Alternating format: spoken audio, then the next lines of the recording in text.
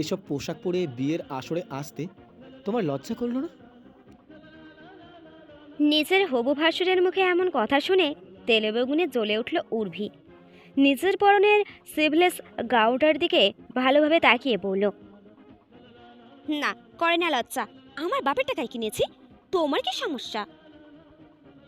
উর্ভির মুখে এমন কথা শুনে তাকোয়া চোখ বড় বড় হয়ে উঠল। তার ছোট্ট ভাইয়ের মতো এত ধার্মিক ও ভদ্র ছেলের জন্য কিনা এমন মেয়ে পছন্দ করেছে তার বাবা। তাকোয়া এটা কিছুতেই বরদাস্ত করতে পারল না, সাথে সাথেই বলে উঠল, এরকম উশিক্ষল মেয়েকে আমি কিছুতেই নিজের ভাইয়ের বউ হতে দেব না। এই বিয়ে ক্যান্সেল। এই, তোমরা সবাই এক্ষুনি ফিরে চলো, হবে না কোনো বিয়ে। উর্ভি পুরো কথাটা শুনল, কিন্তু তার মাঝে কোনো ভাবান্তর দেখা গেল না। সে তার বাড়ির গার্ডসদের উদ্দেশ্যে বলল, এই বাড়ির সদর দরজা এক্ষুনি বন্ধ করা হোক, একটা মশাও যেন বাড়ির বাইরে পা রাখতে না পারে। উর্ভির এমন বাড়াবাড়ি দেখে এবার তাকোয়ার ধৈর্যের সীমা অতিক্রম করে গেল। সে এগিয়ে এসে উর্ভির সামনে আঙুল তুলে বলল, এই মেয়ে, তোমার সাহস তো কম না? উর্ভি বাঁকা হেসে বলল, আমার সাহসের কিছুই তো এখনো দেখেননি। একবার শুধু বিয়েটা হতে দিন, তারপর বুঝতে পারবেন আমার সাহস ঠিক কতটা। অহং নিয়ে এগিয়ে যেতে লাগলো বিয়ের আসরের দিকে। তাকোয়া ক্ষুব্ধ চোখে তার যাওয়ার পানে তাকিয়ে রইল। তাকোয়ার একমাত্র বোন তানিশা ধীর পায়ে এগিয়ে এসে তাকোয়ার দিকে তাকিয়ে বলল, এই কেমন মেয়েকে আব্বু পছন্দ করেছে ভাইয়া? এ তো আমাদের পুরো সংসারটাকেই জ্বালিয়ে শেষ করে দিবে। তাকোয়া তানিশার দিকে তাকালো। বোরখায় আবৃত তার পুরো শরীর, তবে চোখ দুটো দেখেই অন্তরের উদ্বিগ্নতা আন্দাজ করা যাচ্ছে। তাকোয়া আশেপাশে ভালোভাবে তাকিয়ে নিজের বোনের উদ্দেশ্যে বলল, চিন্তা করিস না, এরকম কিচ্ছু হবে না। তানভীরের সাথে এই মেয়ের বিয়ে হবে না। কি বলছো তুমি? হ্যাঁ, ঠিকই বলছি। আমি আগেই বুঝেছিলাম এখানে কোনো ঘাপলা আছে। প্রথমে যখন আব্বু এসে আমাদের বলেছিল একটা খুব ভালো মেয়ে দেখেছে তানভীরের জন্য, তখনই আমার খটকা লেগেছিল। কেননা আমি তানভীরের চেয়ে বয়সে বড়, নিজের বিজনেস আছে, সেখানে আমার জন্য এখনও মেয়ে দেখা উচিত। কিন্তু তানভীর যে এখনও ভার্সিটিতে পড়ছে, তার জন্য কিনা আব্বু আমার আগেই মেয়ে দেখেছে। এরপর তানভীরের সাথে আলোচনা করে জানতে পারলাম ও নাকি ভার্সিটিতে কোনো এক মেয়েকে তার উশৃঙ্খল চলাচলি নিয়ে কথা শুনেছিল। এরপর সেই মেয়ে প্রতিশোধের হুমকিও দিয়েছে। সব মিলিয়ে আমি দুয়ে দিয়ে চার মিলিয়ে ফেলি। আমাদের আব্বুর মতো একজন লোভী ব্যক্তি যে নিজের স্বার্থে নিজের সন্তানদেরও বলিদান দিতে পারেন, সে সম্পর্কে আমি আগে থেকেই অবগত। তাই আমি তানভীরকে এখানে আনিনি। ওর বদলে আমাদের বাড়ির দারোয়ান মন্টু কাকাকে বর সাজিয়ে এনেছি। তানিশা মৃদু হেসে বলে, ভাইয়া, তুমি জিনিয়াস। শুকর আলহামদুলিল্লাহ যে তুমি আগেই সবটা আন্দাজ করে ফেলেছিলে, না হলে কি যে হতো বলো তো। তাকোয়া বলে, যারা আল্লাহর পথে থাকে, আল্লাহ সবসময় তাদের পথ দেখান। তুই আর তানভীরই আমার জীবনের সব। আম্মুকে আমি কথা দিয়েছিলাম নিজের জীবন দিয়ে হলেও তোদের আগলে রাখবো। সেই কথা আমি রাখবই। এর মাঝেই বিয়ের আসর থেকে চিৎকারের আওয়াজ ভেসে আসে। তাকোয়া বলে ওঠে, আসল মজা তো এবার হবে, যখন ওই বক্তামিজ মেয়েটা নিজের অকাত বুঝতে পারবে। উর্ভির দু চোখে যেন আগুন জ্বলছে। ভীষণ সুন্দরভাবে সাজানো বিয়ের আসরটা মুহূর্তেই সে লণ্ডভণ্ড করে দিয়েছে। তবে তার চোখের জ্বলন্ত আগুন যেন এখন পুরো দুনিয়া ছারখার করে দিতে প্রস্তুত। তাকোয়া ও তানিশা এসে উপস্থিত হলো সেখানে। তাদেরকে দেখেই উর্ভি ক্ষিপ্ত বাঘিনীর মতো ছুটে গেল। হুঙ্কার দিয়ে বলল, তোমাদের এত বড় দুঃসাহস, আমার সাথে এমন গেম প্লে করো? আমাকে তোমরা চেনো না, মিস্টার ওসমান কাদেরের বোন উর্ভি কাদেরি আমি। তোমাদের পুরো বংশ আমি ডিম বংশ করে দেব। তাকওয়ান উর্ভির এমন হুমকির সামনে দমে না গিয়ে বলে উঠল, তোমার যত খুশি চিল্লানো তুমি চিল্লিয়ে নাও, আমি আল্লাহ ছাড়া আর কাউকে ভয় পাই না, তাই তোমার এসব চিল্লানো বৃথা। উর্ভির ধৈর্যের সীমা ভেঙে গেল। তাকওয়া বলে ওঠে, খুব অহংকার না তোমার নিজের রূপের? ক্ষমতা আর ধৈর্য নিয়ে আজ দেখো তোমার সব অহংকার কিভাবে ছিন্ন ভিন্ন হয়ে গেল। কি ভেবেছিলে আমার ভাইকে বিয়ে করে প্রতিশোধ নেবে? এবার নাও প্রতিশোধ।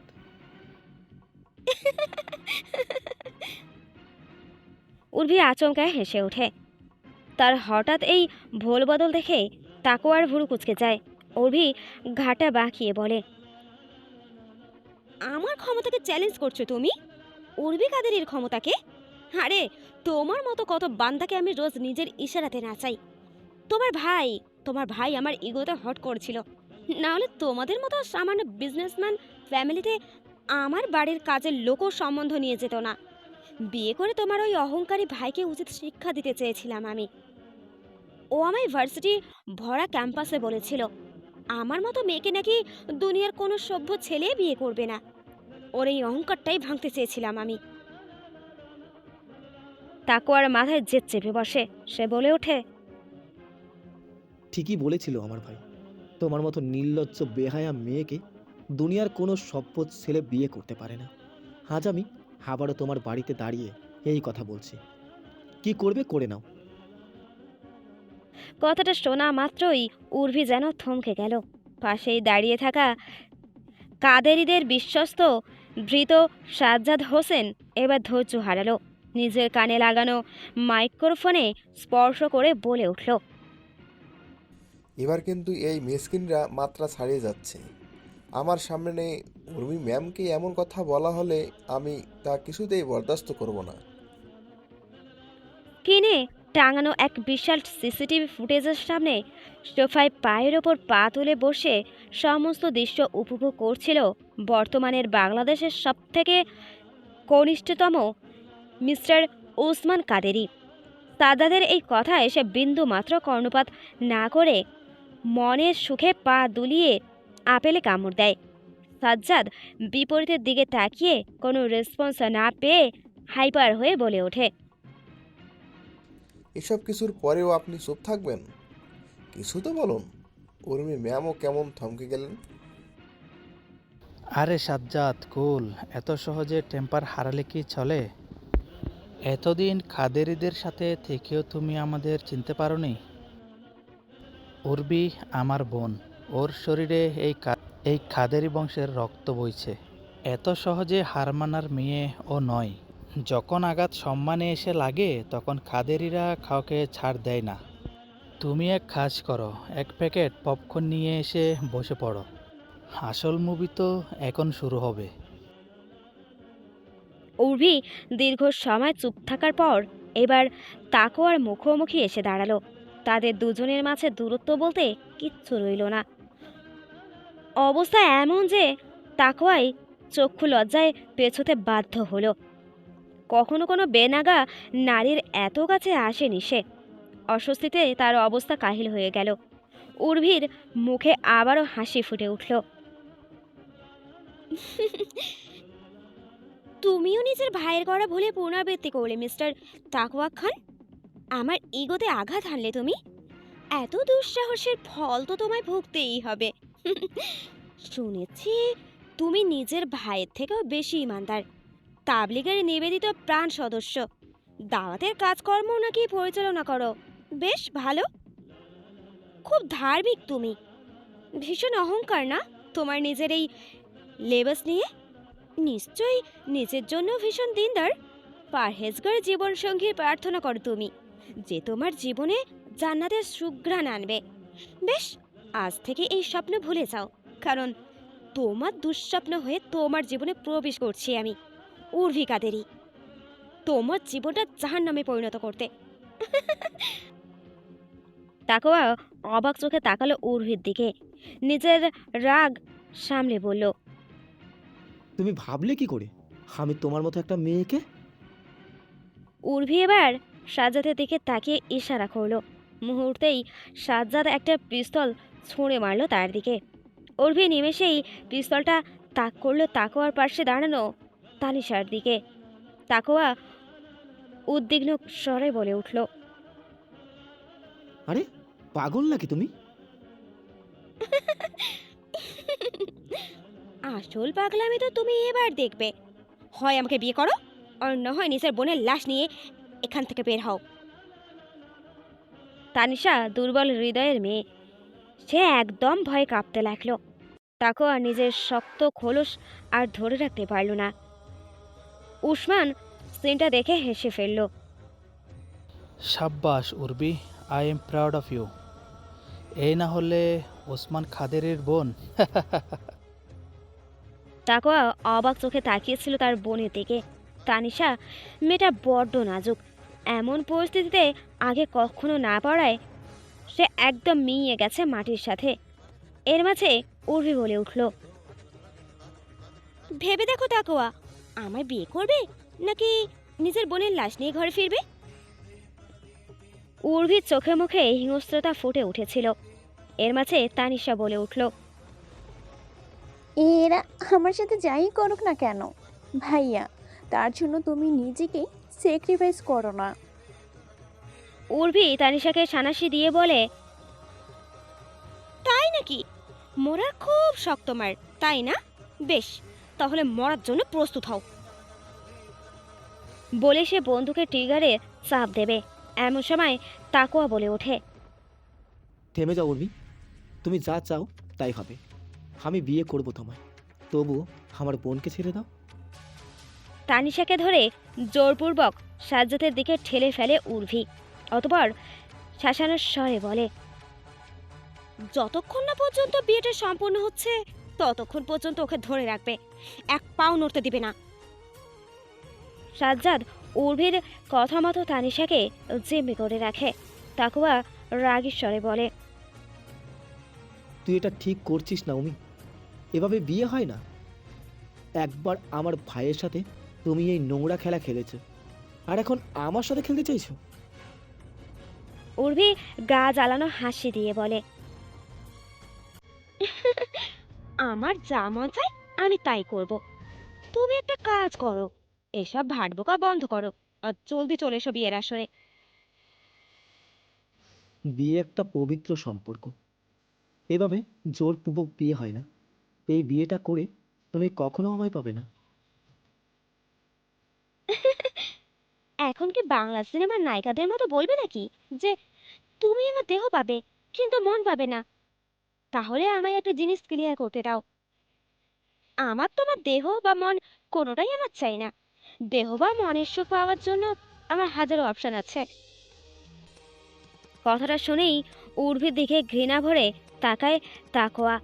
মেয়েটা খারাপ সে আজই বুঝেছিল, কিন্তু তাই বলে এতটা দুশ্চরিত্রা এটা সে মোটেই আন্দাজ করতে পারেনি।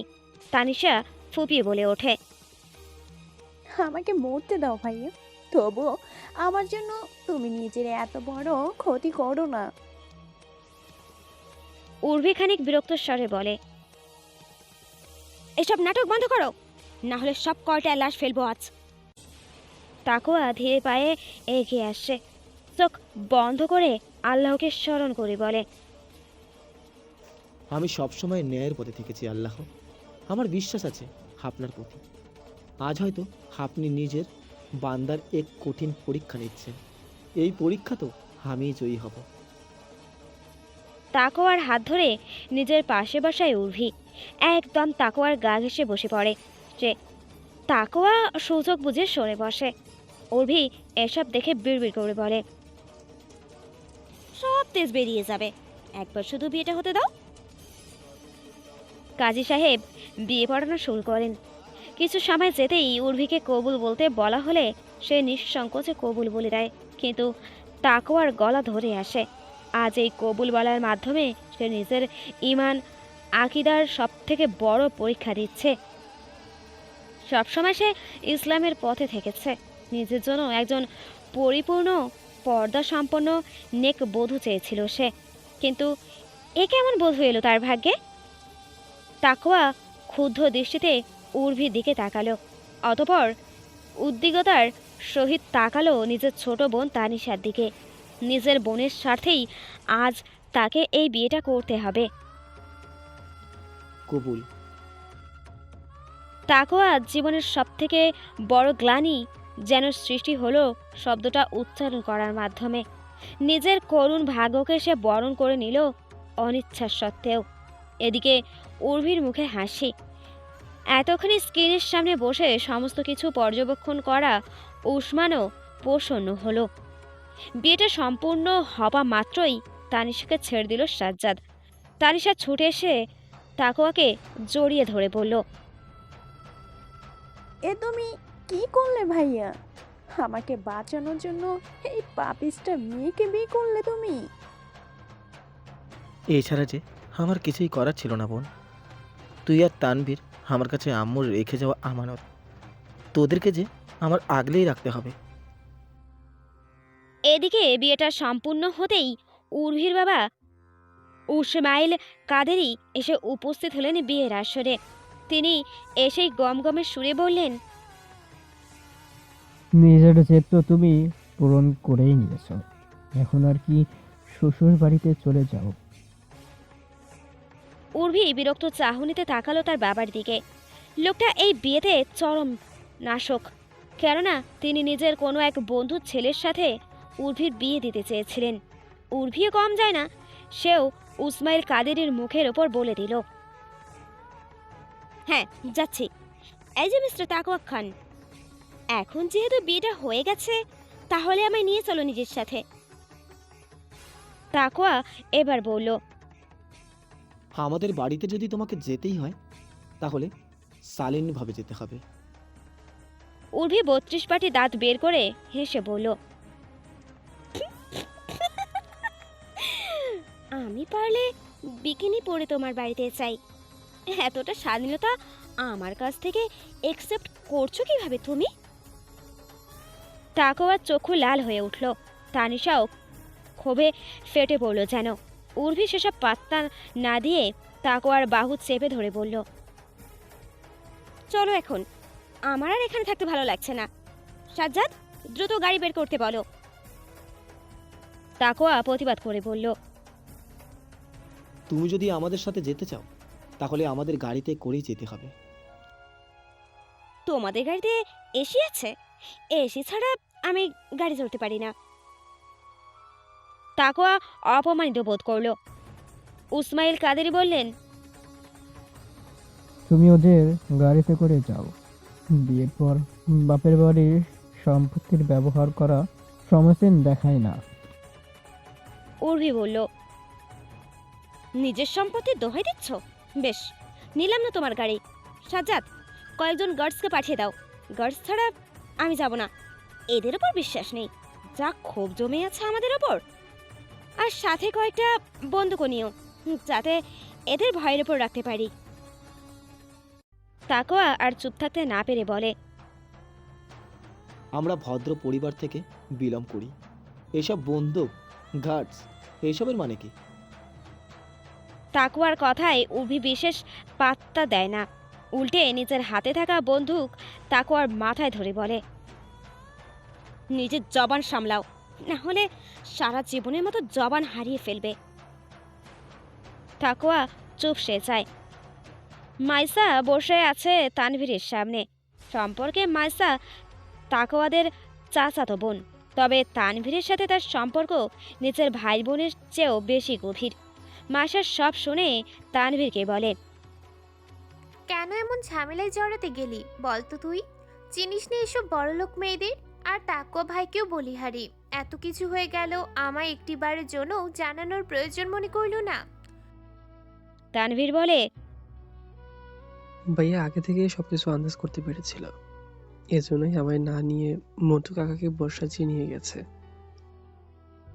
মাইশা তবুও স্বস্তি পেল না।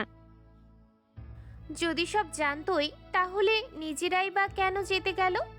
এখন যদি আবার নতুন কোনো ঝামেলা হয়? ভাইয়া সব ম্যানেজ করে নেবে, এত টেনশন নিও না। এরকম সময় মাইশার মা মনোয়ারা বেগম সেখানে উপস্থিত হয়ে বলল,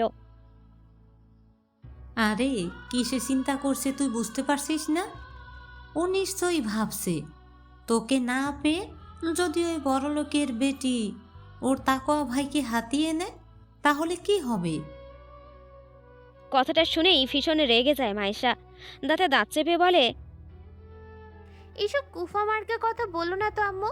তাকুয়া ভাই শুধু আমার, তার জন্য আমি সেই কিশোরীকাল থেকেই নিজেকে তৈরি করেছি। আমাকে ছাড়া অন্য কারোর সাথে তার কিছু হতেই পারে না। মাইশা কথাটা বলল কি বলল না, এমন সময় কলিং বেলের আওয়াজ বেজে উঠল। মাইশা উঠে দাঁড়িয়ে বলল, তাকুয়া ভাই নিশ্চয়ই চলে এসেছে, আমি গিয়ে দেখেছি।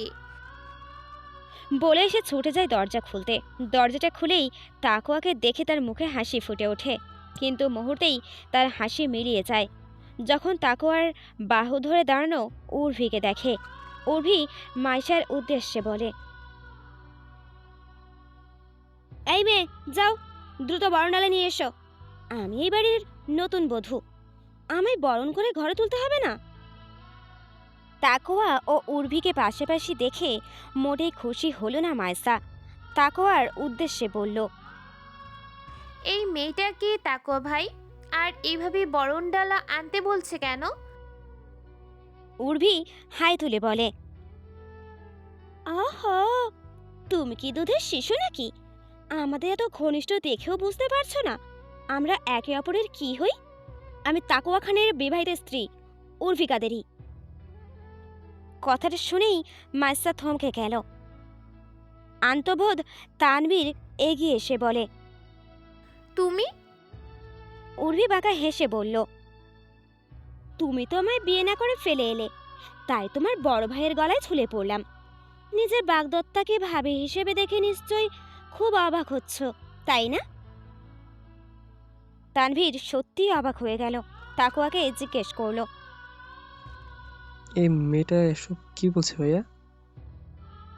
তানিশা এসে বলল, বড় ভাইয়ের সাথে এই মেয়েটার বিয়ে হয়েছে। ছোট ভাইয়া সে সমস্ত ঘটনা খুলে বলল। তানভীর বলে উঠল, এটা হতে পারে না। আমার এত ভালো ভাইয়ের স্ত্রী হবে মেয়েটা? অসম্ভব। উর্ভি আবার রেগে নিজের হাতে থাকা ওয়াটার পট থেকে পানি ছুঁড়ে মারল তানভীরের দিকে। তানভীর তাজ্জব বনে গেল। তাকওয়া প্রতিবাদ করে বলল, এইসবের মানে কি? উর্ভি উল্টে তাকওয়ার কলার চেপে ধরে বলল,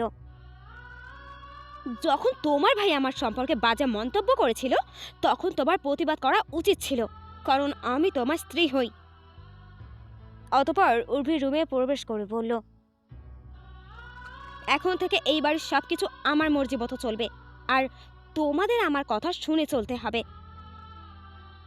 মনোয়ারা বেগম এগিয়ে এসে বললেন, এসব কি হচ্ছে? উর্ভি তার দিকে তাকিয়ে বলল, এ আবার কে? এই বাড়ি কাজের লোক নাকি? পোশাক দেখে তো তাই মনে হচ্ছে। তাকওয়া এবার রুদ্র মূর্তি ধারণ করে বলল, ভদ্রভাবে কথা বলো, উনি আমার চাচি হন। উর্ভি তাকওয়ার বাড়ির সব খোঁজ খবর নিয়েছিল যখন তানভীরের সাথে তার বিয়ে ঠিক হয়েছিল। এজন্য সে বলে, ও, তোমাদের বাড়ির সেই আশ্রিতা চাচি? তানভীর ক্ষুব্ধ স্বরে বলে, মুখ সামলে কথা বলো। এই অভদ্র ছেলে, এখন আমি ভার্সিটিতে তোমার সহপাঠী নই, তোমার ভাবি হই, তাই আমার সামনে কথা বলার আগে মুখে লাগাম লাগাও। তানিশা উর্ভির এমন ব্যবহার দেখে ভীষণ বিরক্ত হয়ে যাচ্ছিল, তাই আর অপেক্ষা না করে নিজের রুমে চলে যায়। এদিকে মাইশার চোখ গড়িয়ে জল পড়ছিল।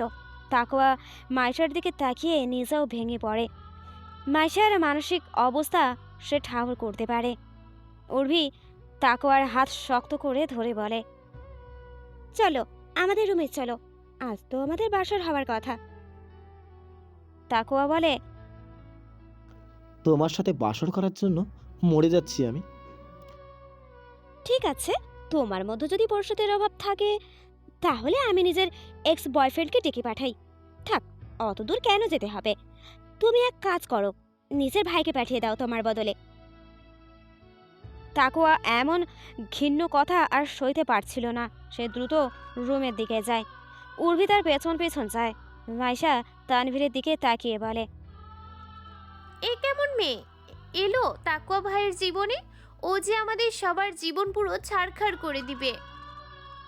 তানভীর বলে, ও হলো সাক্ষাৎ জাহান্নামের দূত। আমার জীবন জাহান্নামে পরিণত করতে এসেছে সে। উর্বি রুমে এসেই তাকুয়াকে বলে, এখন তুমি কি নিজের পৌরুষত্ব দেখাবে, নাকি তোমার পুরুষত্ব বলে কিচ্ছু নেই? তাকুয়া সরাসরি বলে, তোমার মতো দুশ্চরিত্র মেয়েকে আমি স্পর্শ করতে চাই না। খুব অহংকার না তোমার? এইসব অহংকার আজ আমি চূর্ণ করে দেব। বলেই উর্বি নিজের পরনের পোশাক খুলতে লাগলো। তাকুয়া চোখ পাকিয়ে বলল, দেখা যাক তুমি নিজেকে কতক্ষণ কন্ট্রোল করতে পারো। তাকুয়া লজ্জায় চোখ বন্ধ করে ফেলে। উর্বি এগিয়ে এসে তার শরীরে হাত বোলাতে থাকে, তাকে উত্তেজিত করার সমস্ত চেষ্টাই করে। তাকুয়া শুধু চোখ বন্ধ করে একটাই দোয়া করতে থাকে, যেন এই পাপিষ্টা নারীর কাছে তার ঈমান না পরাজিত হয়। সকালে ঘুম থেকে উঠেই মাইশা রান্নাঘরে চলে আসে। মনোয়ারা বেগম রান্না করছিলেন। মাইশাকে দেখেই তিনি বলে ওঠেন, তুই কেন আসতে গেলি? মাইশার চোখ ফুলে গেছে। গত রাতে সে বিন্দু মাত্র ঘুমাতে পারেনি, সারা রাত কান্না করেছে। মাইশা এসে কোনো কথা না বলে মনোয়ারা বেগমকে সাহায্য করতে লাগলো। এমন সময় রান্নাঘরে এলো উর্ভি। তার চুল থেকে টপটপ করে পানি পড়ছে, দেখেই বোঝা যাচ্ছে সদ্য গোসল করেছে। মাইসার বুকে চিনচিনে ব্যথা হতে লাগলো। মনোয়ারা বেগম উর্ভিকে দেখা মাত্রই সরে গেলেন, কিন্তু মাইশা সরল না। উর্ভি সুযোগ বুঝে মাইশার কাছে এসে বলল, এসব কি পরোটা করা হচ্ছে? এসব অয়েলি ফুড আমি খাই না। এই শোনো, আমার জন্য কাস্টার্ড ও চিকেন স্যুপ করে দাও। মাইশা মাথা নাড়িয়ে হ্যাঁ বলে, কিন্তু মনোয়ারা বেগম এগিয়ে এসে বলেন, আমাদের বাড়িতে সবাই সকালে পরোটাই খায়, এখন তোমার জন্য আলাদা ফরমায়েশ আমরা খাটতে পারবো না। উর্ভি মনোয়ারা বেগমের কথা শুনে তেলে বেগুনে জ্বলে উঠে বলে, আমার মুখের ওপর এত বড় কথা বলার সাহস হয় কি করে আপনার? ভুলে যাবেন না আপনার এই বাড়িতে অবস্থান কি। এটা আমার স্বামীর বাড়ি, এই বাড়িতে আমার হক আছে। বুগুচিয়ে বললেন মনোয়ারা বেগম। উর্ভি তার ছেলের হাসি হেসে বলেন, আপনার স্বামী তো শুনেছি অনেক আগেই টপকে গেছে, এখন আর কিসের পাওয়ার দেখান? ও, বুঝতে পেরেছি, আমার শ্বশুরের তো বউ নেই, তা তার বউয়ের অভাব আপনি পূরণ করেন নাকি? রাতে নিজের ভাসুরকে সার্ভিস দেন, সেই জন্য এত চাপার জোর। নিজের চরিত্র সম্পর্কে এত ঘৃণ্য কথা শুনে মনোয়ারা বেগম বাক্রুদ্ধ হয়ে পড়লেন। মাইশা নিজের মায়ের এত বড় অপমান সইতে না পেরে এগিয়ে এসে উর্বির গালে ঠাস করে থাপ্পড় বসিয়ে দিল আর বলল, মুখ সামলে কথা বলো। উর্ভি অগ্নি দৃষ্টিতে দেখল মাইসাকে, দাঁতে দাঁত চেপে বলল, তোর এত বড় সাহস, তুই আমার গায়ে হাত তুললি, উর্ভি কাদেরের গায়ে? বলেই সে মাইসার চুলের মুঠি ধরে তার তলপেটে জোরে জোরে ঘুষি মারতে লাগলো। কুম্ভ ক্যারাটেতে ওস্তাদ উর্ভি, রয়েছে ব্ল্যাক বেল্টও। তার সাথে পেরে উঠল না মাইসা। কয়েকটা মার খেয়েই তার নাক মুখ দিয়ে রক্ত বের হতে লাগলো। এদিকে মনোয়ারা বেগম ভয়ে চিৎকার করে সবাইকে ডাকতে লাগলেন। তার চিৎকার শুনে তানভীর ও তাকোয়া ছুটে এসে উর্ভিকে টেনে আনলো মাইসার কাছ থেকে। উর্ভি তবুও দমে গেল না।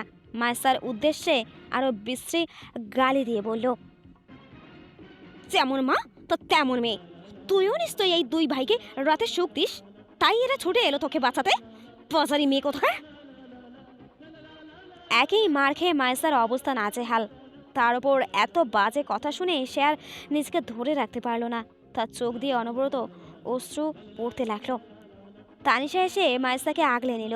মাইসা দুর্বল স্বরে বলল, ওই মেয়েটা আমার মাকে অপমান করেছে, ভীষণ কুরুচিপূর্ণ কথা বলেছে। উর্ভি তাতেও দমে না গিয়ে বলল, হ্যাঁ বলেছি, 100 বার বলবো, তুই বেশ্যা, তোর মাও বেশ্যা। তাকোয়া নিজের মেজাজ হারিয়ে হাত তুলতেই উর্ভি তার হাত ধরে বলল, তোদের পুরো খানদানকে শেষ করে দেব যদি এই ভুলটা করিস। বলেই সে নিজের রুমের দিকে চলে গেল। তাকোয়া রাগে কাঁপছিল। তার পাশে দাঁড়ানো তানভীর বলে ওঠে, এই মেয়েটার এত বাড়াবাড়ি তুমি সহ্য করবে ভাইয়া?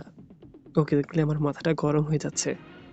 তুমি দয়া করে কোনো স্টেপ নাও, ওকে কার ধাক্কা দিয়ে এই বাড়ি থেকে বের করো।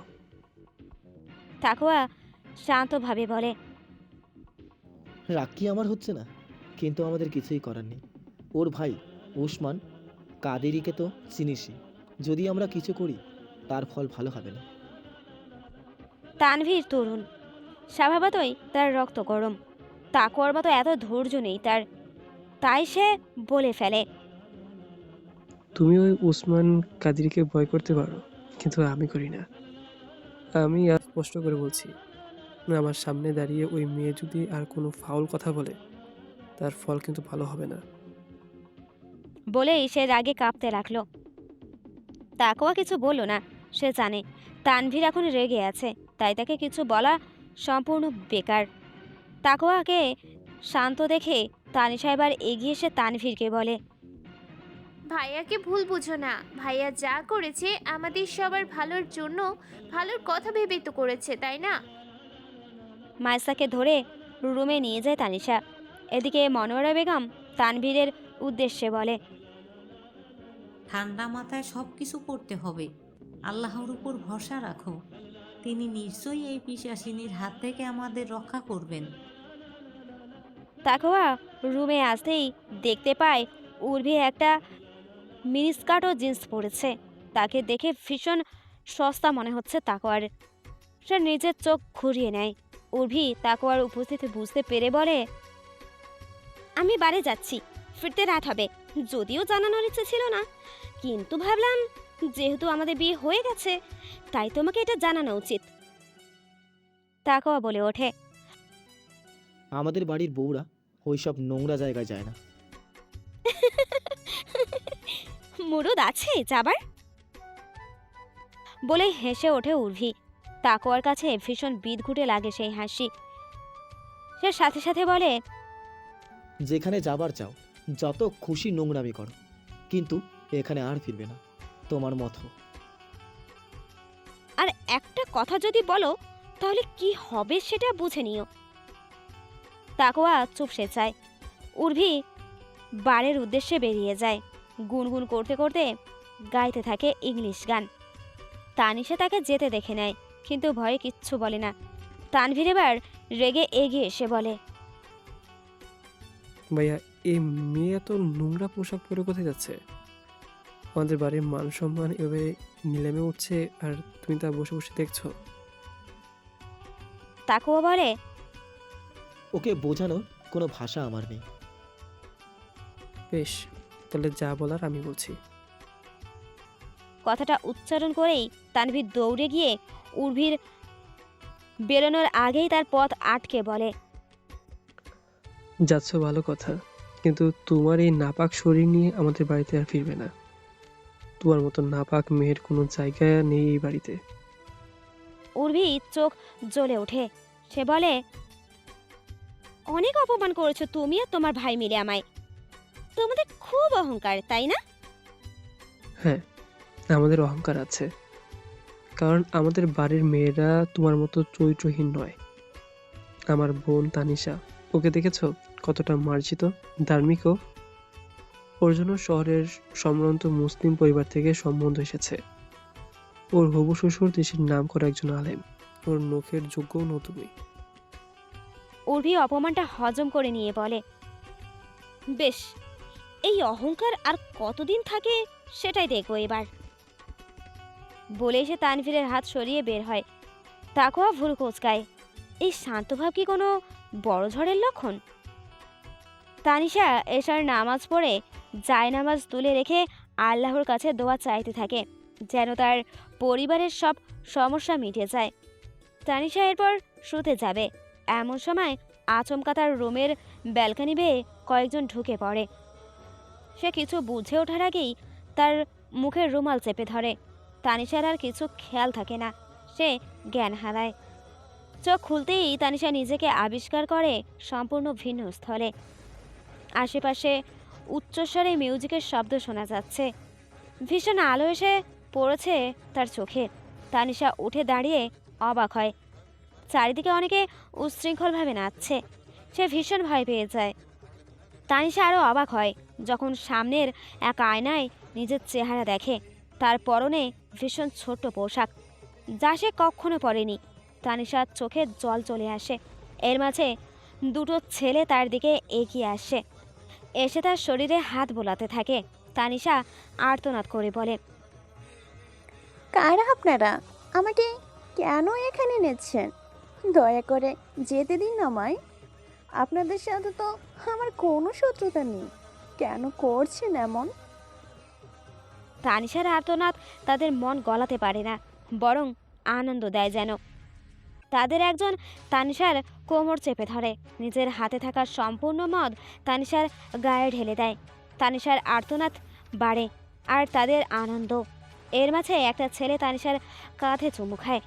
তানিশার লজ্জায় নিজেকে শেষ করে দিতে মন চায়। এর মাঝে হঠাৎ করে উর্ভি এগিয়ে আসে। ছেলেগুলো তারই বন্ধু।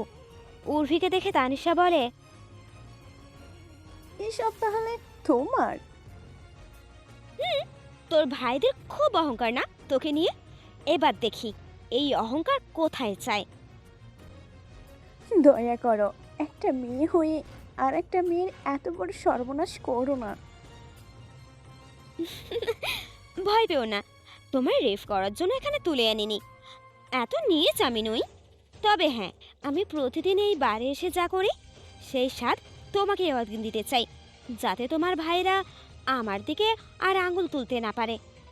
ওদের সাথে একটু ডান্স করো, ওরা তোমার জাস্ট একটু টাচ করবে, বড় জোর চুমু খাবে।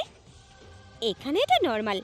আজ প্রথম প্রথম তো একটু অস্বস্তি হবে, স্বাভাবিক। তারপর সব গায়ে হয়ে যাবে। তানিশা উর্ভির পায়ের কাছে বসে বলে, রহম করো, এত অন্যায় আল্লাহ সইবে না, যেতে দাও আমায়। উর্ভি বিরক্ত হয়ে নিজের বন্ধু রকিকে বলে, দাঁড়িয়ে দাঁড়িয়ে কি দেখছিস? ওকে এক পেক খাইয়ে দে, নেশা চড়লে তবেই না মজা পাবে। আর তানিশা, তুমি চিন্তা করো না, রাত 12টা হলেই আমরা ননদ ভাবে মিলে বাড়িতে ফিরবো। ততক্ষণ অবধি এনজয় করো। রকি তানিশাকে টেনে নিয়ে গিয়ে তাকে বাজেভাবে স্পর্শ করে, আর উর্ভি সেসব এনজয় করে বলে, এর ভাইদের অহংকার মিটে গেল আজ। মাইসা রাতে তানিশার সাথে দেখা করতে তার রুমে আসে। এসে তানিশাকে দেখতে না পেয়ে ভয় পেয়ে যায়। বাথরুম, ব্যালকনি এবং ছাদে গিয়েও তাকে না পেয়ে বাড়ি জুড়ে চিৎকার করে। মনোয়ারা বেগম, তানভীর, তাকোয়া সবাই ছুটে আসে। এসে বলে, কি হয়েছে? মাইসা হাঁপাতে হাঁপাতে বলে, তানিশাকে কোথাও পাচ্ছি না, কি হয়েছে ওর? সবাই উদ্বিগ্ন হয়ে পড়ে। তানভীর বলে, পাচ্ছিস না মানে? ভালো করে খুঁজেছিস?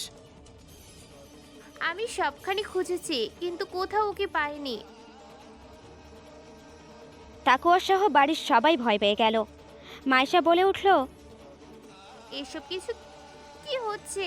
তানিশা হঠাৎ এভাবে কোথায় চলে গেল? ও তো কাউকে কিছু না বলে এভাবে চলে যাবার মেয়ে নয়। তানভীর বলল, আমি নিশ্চিত ওই উর্বি কিছু না কিছু করেছে তানিশার উপর। আমাদের এক্ষুনি কিছু করতে হবে। তাকোয়া আর তানভীর আর অপেক্ষা না করে তানিশাকে খুঁজতে বেরিয়ে পড়ে। এদিকে মাইশা আল্লাহর কাছে প্রার্থনা করতে থাকে যেন সব কিছু ঠিক হয়ে যায়। তাকোয়া ও তানভীর মিলে সবখানে খুঁজে বেড়ায় তানিশাকে, কিন্তু তানিশার কোনো খোঁজ তারা পায় না। রাত গভীর থেকে গভীরতর হতে থাকে। শহরে উর্ভি যে বাড়ি যায় সেদিকেও নজর রাখে তারা, কিন্তু উর্ভিরও কোনো হদিশ মেলে না। তাকওয়া বুঝতে পারে নিশ্চয়ই কোনো বড় বিপদ ঘটেছে। তার মনে হতে থাকে উর্ভি এর জন্য দায়ী। তানভীর তো এক প্রকার নিশ্চিত। তানভীর রাগে ফুঁসতে থাকে। সে বলে, ভাইয়া, তুমি কেন ওই পিসেশনিকে তখন বাড়ি যেতে দিয়েছিলে? আজ তার বুক করতে হচ্ছে। আমি নিশ্চিত উর্বি আমাদের উপর প্রতিশোধ নিতে তানিশাকে নিয়ে কিছু ঘটিয়েছে। এসব কিছু ওর কাজ। তাকওয়া শান্ত থাকার চেষ্টা করে, কিন্তু ভেতরে ভেতরে তারও রক্ত গরম হয়ে ওঠে। তবুও সে বলে, শান্ত হ তানভীর, রাগ করে তো কিছুই হবে না। আগে তানিশাকে খুঁজে বের করতে হবে। আর কত খুঁজবো? কোথাও নেই সে। এই শহরটা তো আমরা মুখস্থ জানি। যদিও নিজে থেকে না আসে তবে আমরা খুঁজে পাবো না। হতাশায় দেয়ালে এক ঘুষি মারে তানভীর। অতপর দুজন মিলে ভাবে উর্ভিদের বাড়িতে যাওয়া ঠিক হবে এখন। দুই ভাই নিজেদের ক্রোধ চেপে রেখে উসমান কাদেরির বাড়ির দিকে রওনা হলো। আর রাত তখন প্রায় 2টো। উসমান কাদেরির বিশাল প্রাসাদের বাইরে দুটো দামি গাড়ি দাঁড়ানো। তাদের বাড়ির গেটে গিয়ে দারোয়ানকে ডেকেও কোনো লাভ হয় না। দারোয়ান সোটান বলে দেয়, স্যার এখানে ঘুরছে, এখন কারোর সাথে দেখা করবেন না। তানভীর খেপে গিয়ে বলে, এই শুনুন, আমাদের জীবন মরণের ব্যাপার। আমরা জোর করে ভেতরে ঢুকবো। দারোয়ান তাতেও নরম না হয়ে বলে, স্যার বলেছে কাউকে ভেতরে ঢুকতে দিতে মানা, বিশেষ করে চৌধুরী বাড়ির কাউকে। তাকওয়া বুঝতে পারে ওসমান কাদেরই সব জেনে শুনেই এই চাল ছেড়েছে। সে তানভীরকে টেনে ধরে বলে, ফিরে চল তানভীর, এর পেছনে যদি উর্ভি থাকে তবে সে নিশ্চয়ই এখন এখানে থাকবে না। উসমান কিচ্ছু জানে না, অথবা জেনেও না জানার ভান করছে। তাহলে কি করবো আমরা? এভাবে হাত গুটিয়ে বসে থাকবো? তানভীরের চোখে জল এসে যায়। তার ছোট্ট বোন তানিশা, যে কিনা তাদের চোখের মণি, তাকে হারিয়ে সে দিশেহারা। সকালে থানায় যাব, মিসিং ডায়েরি করব, আর আপাতত যতদূর পারি খুঁজে বেড়াই। তাকওয়া বিষণ্ণ মনে তানভীরকে নিয়ে পুরো রাত জুড়ে খুঁজে বেড়ায় চারিদিকে। শেষে ব্যর্থ হয়ে বাড়ির পথে ফেরে। তাদের বাড়ি ফিরতে ফিরতে রাত প্রায় শেষ। মাইশা আর মনোয়ারা বেগম দুজনেই রাত জেগে প্রার্থনায় মগ্ন ছিলেন। তানিশার নাম ধরে মনোয়ারা বেগমের কান্না কিছুতেই থামছিল না। তাকওয়া তাদের সান্ত্বনা দিয়ে বলল, চাচি চিন্তা করো না, সকালেই আমি থানায় যাব, ইনশাআল্লাহ তানিশা ফিরে আসবে। কিন্তু তাকওয়ার কথা বলার ধরন দেখে মনোয়ারা বেগমের বুক কেঁপে উঠল। তিনি বুঝলেন পরিস্থিতি খুব খারাপ। সকাল হলো, কিন্তু সকালের আলো আসার বদলে নেমে এলো গাঢ় অন্ধকার। তাকওয়া সবেমাত্র থানায় যাওয়ার জন্য তৈরি হচ্ছিল, ঠিক তখনই তাদের বাড়ির সামনে একটি পুলিশ ভ্যান এসে থামল। ভ্যান থেকে নামলেন এলাকার ওসি মোবারক হোসেন, তার সাথে আরও 2 জন কনস্টেবল। মোবারক হোসেন তাকওয়াদের পরিচিত, তিনি তার বাবার বন্ধু। ওসি মোবারক হোসেনের মুখটা থমথমে।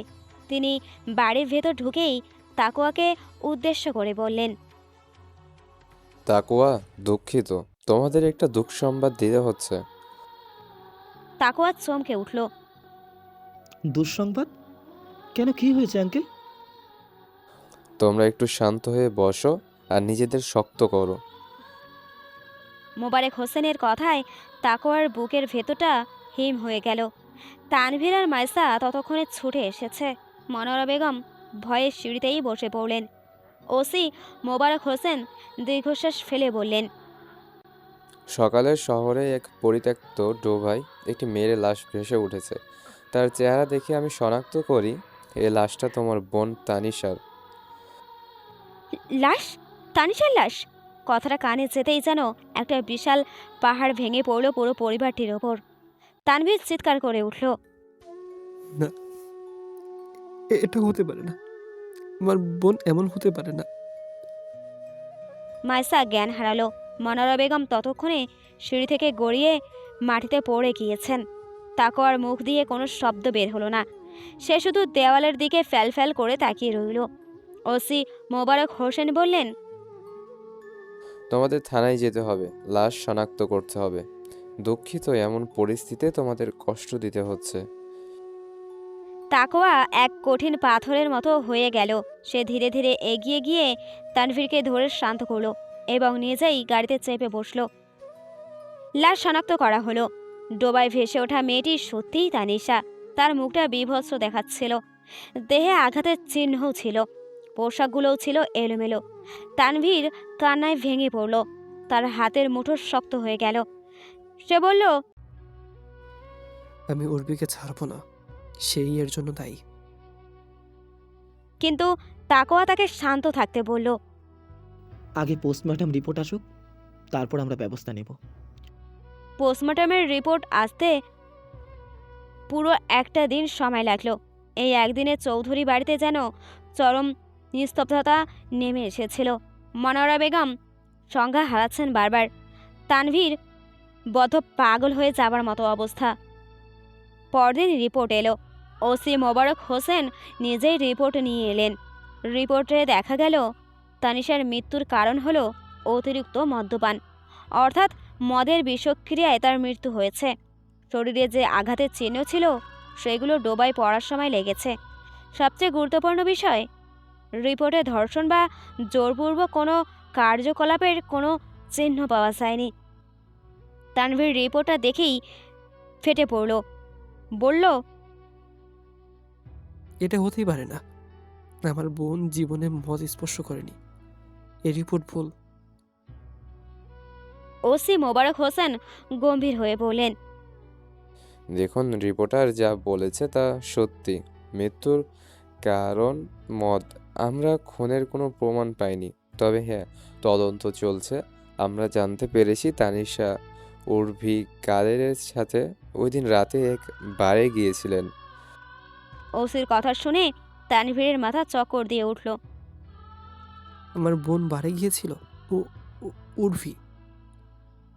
তারপর রিপোর্টটা হাতে নিয়ে দেখল, তার মনও সায় দিচ্ছে না।